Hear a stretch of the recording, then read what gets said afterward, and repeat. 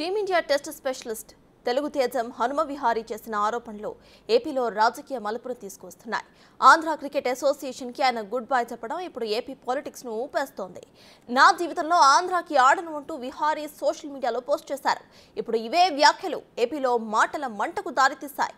పాలక వైసీపీపై ప్రతిపక్షాలు దుమ్మెత్తిపోస్తున్నాయి. అసలు ఇంతకీ ఏమైంది? What's the story? Hanuma Vihari ఇప్పుడు ఇదే పేరు ఏపీ రాజకీయాల్లో హీట్ పుట్టిస్తోంది.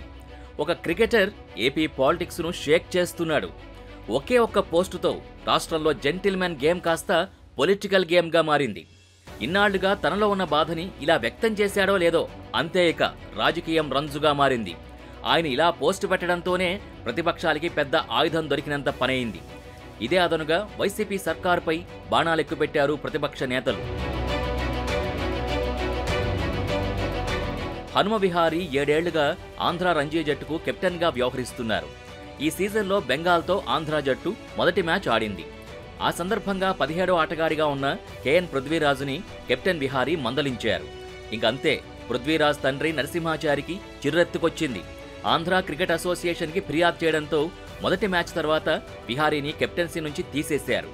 అనంతరం రికీ భూయికు సారథ్యం అప్పగించారు. ఇన్నాళ్లు ఈ అవమాన భారాన్ని భరిస్తూ మ్యాచ్లాడారు విహారీ. అయితే మధ్యప్రదేశ్తో జరిగిన మ్యాచ్లో 4 పరుగుల తేడాతో జట్టు ఓడిపోయాక తన మనసులోని ఆవేదనని ఇన్స్టాగ్రామ్ వేదికగా బయటపెట్టారు. రాజకీయ జోక్యం వల్ల కెప్టెన్సీ కోల్పోయానని, తీవ్ర అవమానానికి గురయ్యానని ఆయన పెట్టిన పోస్టు జాతీయ, రాష్ట్ర స్థాయిలో తీవ్ర కలకలం సృష్టించింది. ఇప్పుడు ఇదే పోస్టు ఏపీ రాజకీయాల్ని ఒక ఊపేస్తోంది. ప్రతిపక్ష నేతలంతా వైసీపీపై నిప్పులు జరుగుతున్నారు. టీడీపీ అధినేత చంద్రబాబు, జనసేన అధినేత పవన్ కళ్యాణ్, కాంగ్రెస్ అధినేత్రి వైఎస్ షర్మిల ఏపీ ప్రభుత్వంపై మండిపడ్డారు. వైసీపీ నీచి రాజకీయాలకి ఇదొక పరాకాష్ఠ అని చెప్పుకొచ్చారు. ఆంధ్రప్రదేశ్లో ఆడుదాం ఆంధ్ర ప్రోగ్రాములు పెట్టిన వైసీపీ సర్కార్కి ఇంతకంటే సిగ్గుచేటు ఏదైనా ఉంటుందా అంటూ షర్మిల ట్వీట్ చేశారు. ఇప్పుడు క్రీడల్ని కూడా వారి దౌర్భాగ్య రాజకీయాలు వదిలిపెట్టలేదని ఎక్స్ వేదికగా విమర్శించారు. క్రీడలపై వైసీపీ క్రీనీడల్ని తీవ్రంగా ఖండిస్తున్నామని పేర్కొన్నారు. అది ఆంధ్ర క్రికెట్ అసోసియేషనా లేక అధ్వానపు క్రికెట్ అసోసియేషనా అని ప్రశ్నించారు. భారత క్రికెటర్ కంటే వైసీపీ నాయకుడే ముఖ్యమా అని జనసేనాని ఫైర్ అయ్యారు. 16 టెస్టు మ్యాచుల్లో మన భారత్కు ప్రాతినిధ్యం వహించి 5 హాఫ్ సెంచరీలు, 1 సెంచరీ, ఆంధ్రప్రదేశ్ రంజీ జట్టు కెప్టెన్గా గత 7 ఏళ్లలో ఆంధ్ర జట్టు 5 సార్లు నాకౌట్కు అర్హత సాధించడంలో విహారీ పటిమ మరవలేందని అన్నారు. విరిగిన చేతితో పాటు మోకాలి గాయంతో ఆడిన హనుమ విహారీ భారత్ కోసం మరియు ఆంధ్రప్రదేశ్ కోసం సర్వస్వం ఇచ్చాడని గుర్తు చేశారు.